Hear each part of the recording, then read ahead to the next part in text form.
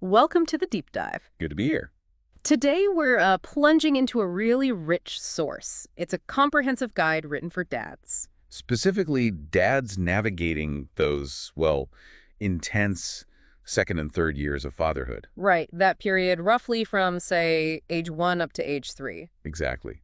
It's a time defined by just incredibly rapid growth and change for the child. Yeah, you can really see it day by day sometimes. But, and this is key to the guide, it makes it clear it's also a period of significant, often pretty surprising growth for the father himself. Absolutely. So our mission here, it isn't just to read the guide out loud, obviously. No. It's more to, cut through the noise, extract the absolute key nuggets of knowledge, the insights. Like a shortcut. Exactly. Think of it as your shortcut to understanding what's truly pivotal during these toddler years. Both for the child, there's dramatic developmental leaps they're making and, that parallel evolution happening inside you as a dad.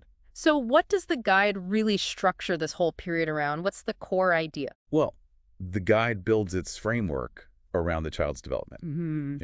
Physical, intellectual, verbal, and that emotional, social stuff. Okay. But the core insight, the thread running through it all, is that the child's growth doesn't happen in, like, a vacuum. Right. The father's growth is profoundly intertwined. It often mirrors the child's journey in surprising ways. Huh. So understanding your kid helps you understand yourself better. That's the idea.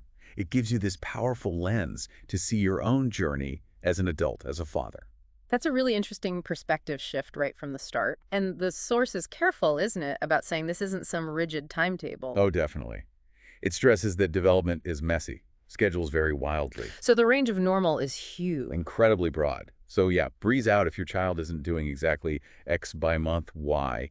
That's not really how it works. Good advice. Okay, but looking at the types of changes then, physically it's just incredible, right? It really is. They go from those tentative first steps to properly running, climbing. Suddenly they're exploring everything vertically. Huh, yeah. And mastering fine motor skills too, like turning pages one by one. Exactly. Or stacking blocks with real intention.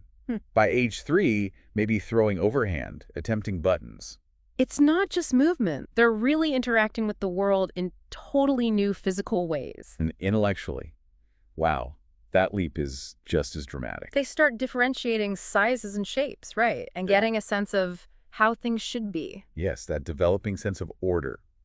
Memory improves. They start getting a vague sense of time. And learning through play, like dropping things over and over. Which drives parents mad, but it's learning. Yeah. What's really fascinating, the guide points us out, is around 2 years old, there's this shift. A shift? Yeah, from just trying things out physically, like reaching for something, to actually stopping and thinking about how to solve the problem. Ah, so instead of just stretching, they might pause. Look around and then maybe go get a chair or point.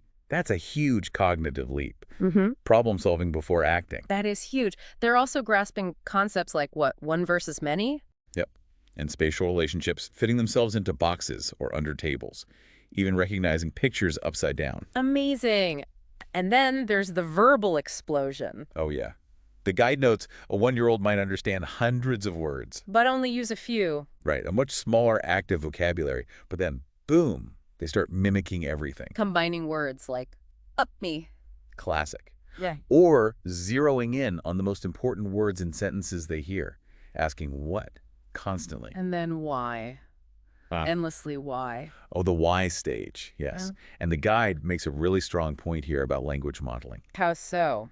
It advises against using too much baby talk. Instead, use longer, more complex sentences yourself. Really? Why is that? Well, the source cites research suggesting this gives them richer language input to work with. It can actually boost their own language development significantly. That makes sense. You're giving them more data. Exactly. Yeah. It also mentions things like baby sign language. As a temporary bridge. Yeah, to reduce frustration before the words really come online, though kids often drop the signs once they can talk easily. Okay. And alongside all this physical and mental stuff, the emotional and social world is expanding too, right? Often. Messily. Messily is a good word for it. The source talks about moving from just parallel playing next to other kids to sometimes, occasionally, actually sharing. But mostly they want to hang out with mom and dad. Primarily, yeah, early on. Socialization is still very parent-focused. And of course, tantrums become common. Ah, yes. The defining feature, perhaps. It's certainly up there. The guide has this great description, saying the child is temporarily no longer a member of the human race. I think some parents might agree. It often stems from pure frustration. They can't express what they want, or their bodies can't quite do what their brain wants them to do. Makes sense. You also see imagination starting to blossom. Big time. And experimenting with separation, testing boundaries, mood swings that can turn on a dime. And exploring social interactions, which might include hitting or pushing. Yeah, but the guide frames that more as like experimental social physics at this age. Figuring out cause and effect with people, not necessarily being malicious. Okay, so that's the child's whirlwind evolution, but let's flip the coin.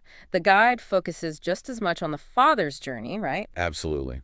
And this is where this source offers some really compelling stuff. It references researcher John Snary. Okay. His work suggests that fatherhood itself actively promotes men's understanding of themselves as adults, and it increases their capacity to care for other adults too, not just their kids. That's interesting. So it's not just about nurturing the child. It actually unlocks something deeper about caring in general. That seems to be the idea. Right. And Snary's research, which the guide cites, found that men who are really involved at home often become better managers, leaders, mentors later on. Oh. They become more concerned with the next generation, generally. The involvement actually changes them. So it rewires you a bit. In a way, yeah. The guide also pushes back against that old idea of men suppressing emotions. It says, actively involved fathers report experiencing a much broader, deeper emotional range. Huge joy, sure, but also increased anger, affection, fear, anxiety. It's like the emotional volume knob gets cranked up. Exactly. The source highlights specific shifts. Increased empathy. You start seeing the world through your kid's eyes. Yeah, that happens. Greater expressiveness. Yeah. And a really significant increase in selflessness, finding real pleasure in doing things for others without expecting payback. That's a big shift. And sensitivity. One dad quoted in the guide put it powerfully. He started equating hurt feelings with actual physical bruises. A new level of sensitivity. Wow. And it can even heighten outrage, especially around things like child abuse. It hits differently. So the emotional impact is profound. The guide also brings in child psychiatrist Kyle Pruitt. Right. Pruitt talks about the father's shifting role. In year one, maybe it's more about supporting the intense dependency on the mother. But in these calmer years, the father's role often shifts towards gently guiding the child towards separation, towards developing their own autonomy and competence. So less about just caregiving, more about fostering independence. It's a subtle but really critical shift in focus, helping them become their own person. And the guide doesn't ignore the practical side, does it? Career, lifestyle changes. Not at all. It's realistic. It can mean sacrificing certain dreams, changing jobs, driving a different car, taking different kinds of vacations. That probably hits younger dads harder sometimes. The guide notes that, yeah, but it also gives examples of men across the board making conscious choices to prioritize family over, say, super demanding careers. And that thing about having to explain the world to a toddler? Yeah. Having to simplify complex beliefs or Right. values. The guide suggests that can actually clarify them for the father himself. You have to figure out what you really think to explain it simply. Exactly. Sometimes it even makes you rethink things. Which brings us to another really critical area the guide gets into, the couple relationship. Right. And it's pretty frank about the reality that, yeah, new parents often face more marital stress. I think most parents would nod along to that. Division of labor, money. The guide says those are top stressors. Yep, cited as the big ones. And communication definitely changes, right? You're exhausted, you're focused on this tiny human. It's hard to connect sometimes. But the guide quickly pivots to the huge benefits of father involvement for the partner. Oh, okay. How so? The source states it really strongly. The more involved the father is, the happier the mother tends to be in the marriage as a parent. Just happier overall as a woman. And that happiness feeds back into the relationship. Exactly. It positively impacts the father and, crucially, the relationship's longevity. It's a positive cycle. So being an active dad isn't just good for the kid, it's fundamentally good for the partnership itself. That's a core message. And a key piece of advice from the source. Let me guess. Date night. You got it. Yep. Make time to date your partner. It calls this absolutely critical for long-term marriage health. Because it's so easy to lose focus on each other. So easy. The child becomes the center of the universe. The guide offers tangible strategies, too, for improving communication. Like what? Scheduling specific time and a place for discussions, tackling just one issue at a time. Without the blame game or keeping score. Right.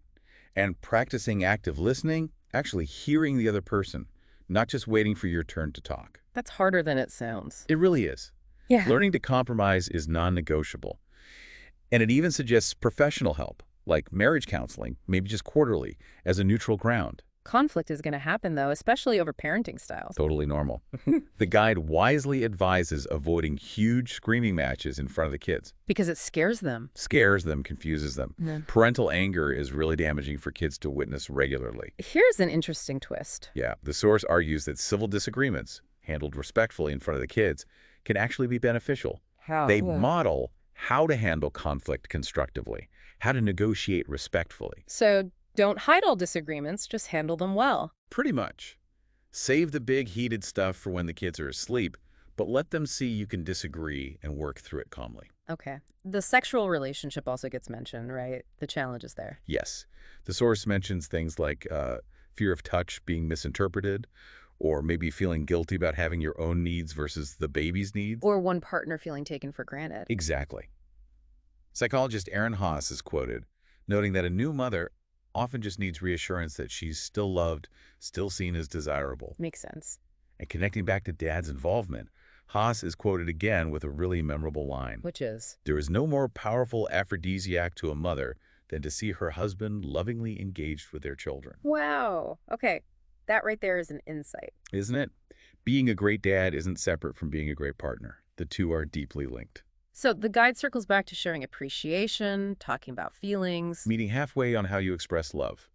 Maybe words for one person, actions like a wink or a pat for the other. And crucially, being a full participant at home. Yes, not just mother's little helper, being an equal partner. Okay, shifting gears slightly. The guide offers really practical advice for those common toddler challenges too. Separation anxiety is a big one. Huge. And the source validates it. It's a very real problem from the child's perspective. So what are the strategies? Be firm but reassuring when leaving. Right. State clearly that you will return. And importantly, try not to act sad or dejected yourself. Because they pick up on that. Totally. It can amplify their distress. Yeah. Don't sneak away. That can break trust. Don't linger too long either. Give them time to adjust in new places, like daycare drop-off. Yeah, ample time. Play those object permanence games like peekaboo. Showing them things still exist, even when out of sight. Exactly. Predictable routines, especially bedtime routines, provide a lot of security. And the guide says a strong attachment actually reduces separation anxiety. It does. They worry less about abandonment if the base is secure. Asking questions can also help uncover specific fears. Often it's fear of being alone, not necessarily the dark itself. Using a security object like a blanket or a nightlight can help too. Simple things, but they can make a difference. Okay. And then tantrums. You mentioned the guide's vivid description earlier. No longer a member of the human race. Yes. The underlying reasons are key, right? Frustration. Often, yeah. Lack of language to express big feelings or just not being physically able to do what they desperately want to do. So what do you do during a tantrum, the guide says? Don't panic. Stay calm yourself. Easier said than done, I know. Yeah. Sometimes humor can actually break the spell, saying something totally silly, maybe even gently mimicking. But you have to read the situation carefully there. Speak softly, especially in public. That feels counterintuitive. It does, but it can de-escalate things. Shouting just validates their shouting. You can suggest consequences for later, calmly. And what not to do. Don't shout back. Don't argue or try to reason with them mid-tantrum. Definitely no physical punishment. And crucially, don't give in. Because that just teaches them tantrums work. Precisely. It reinforces the behavior. It also mentions breath holding. That sounds scary. It is. The guide calls it an ultimate control battle. Says it's more common in kids with intense temperaments who adapt slowly. And see a doctor the first time. Absolutely. Rule out any physical issues. Prevention is key too, right? Avoid triggers. Big time. Tiredness, hunger, the usual suspects. Also, think before automatically saying no. Can you compromise? Offer choices. Yes. Apple or orange. Giving them a little bit of control can head off a lot of battles. Okay. What about aggression? Hitting, pushing? The guide frames that at this age less as malice and more as exploration. Like social experiments. Kind of. Exploring cause and effect. Figuring out the difference between people and inanimate objects. Still needs guidance, of course.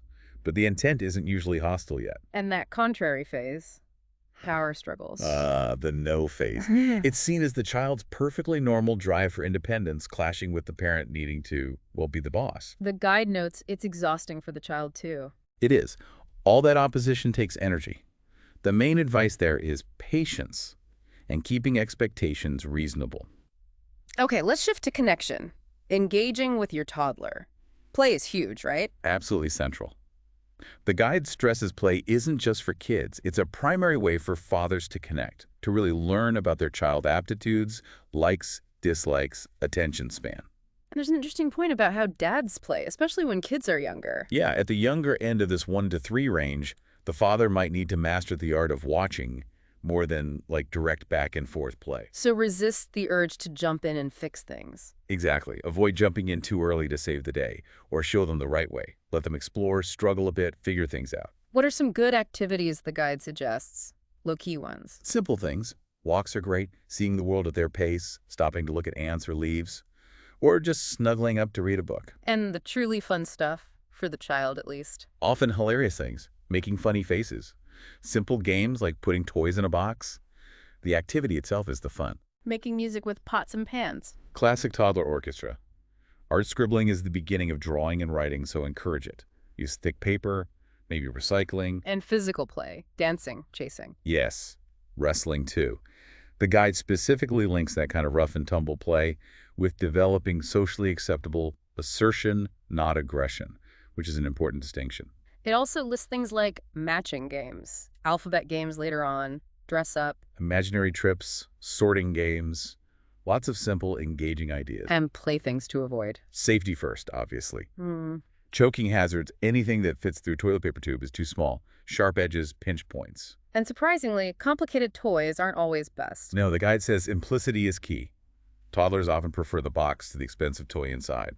Also, avoid antiques' potential safety issues, lead paint. What about technology? Screens? The big debate. The guide presents different viewpoints from the sources it used. So concerns about risks like repetitive strain, eye strain, obesity, social isolation. Right? Versus arguments that maybe those risks are, well, overblown for limited use. Is there any consensus? The main area of agreement seems to be for children with special needs. Tech can offer significant benefits there.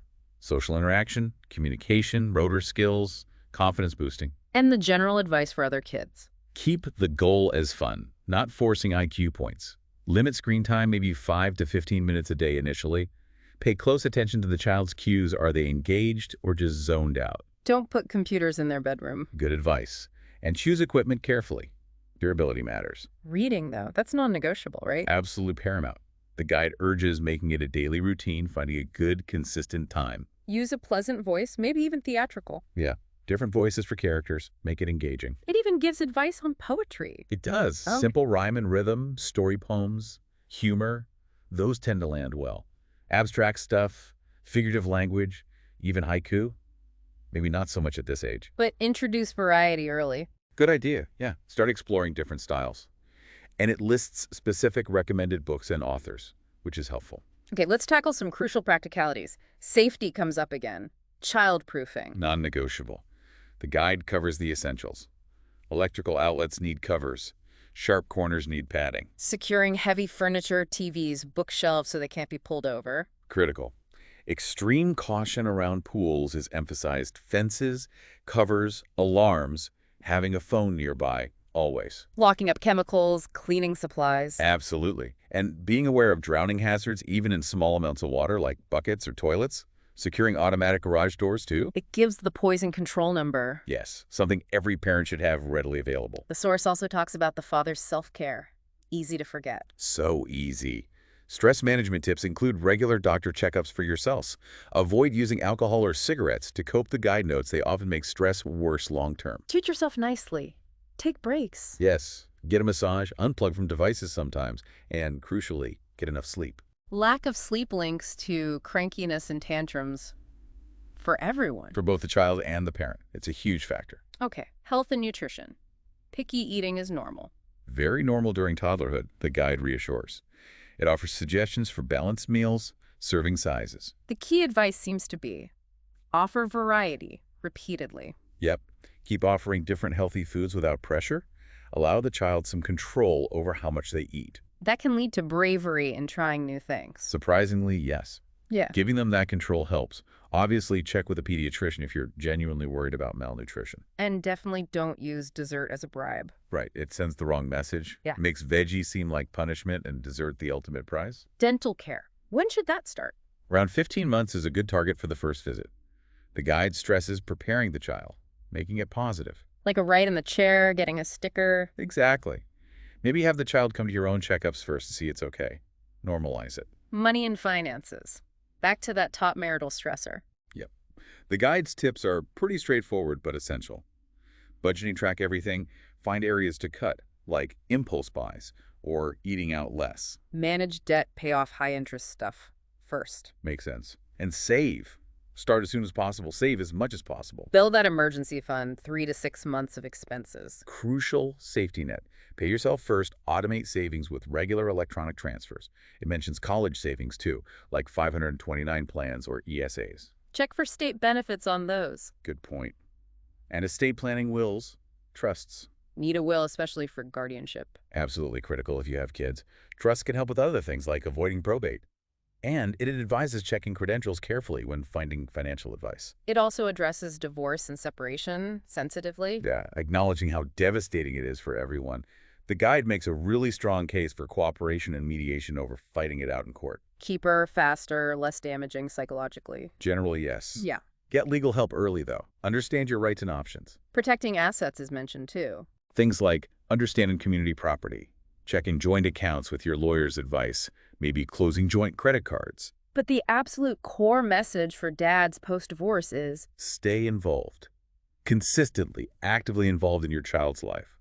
The guide suggests logging interactions, knowing details like clothing sizes or favorite foods, keeping your ex informed things that show your commitment. and the level of conflict between parents is the key predictor of how kids adjust. That's what the research overwhelmingly shows. More than the specific custody schedule, it's the conflict level that matters most. Co-parent counseling can help create a neutral space. It acknowledges tough realities too, like false accusations. Yes, noting how hard they are to disprove.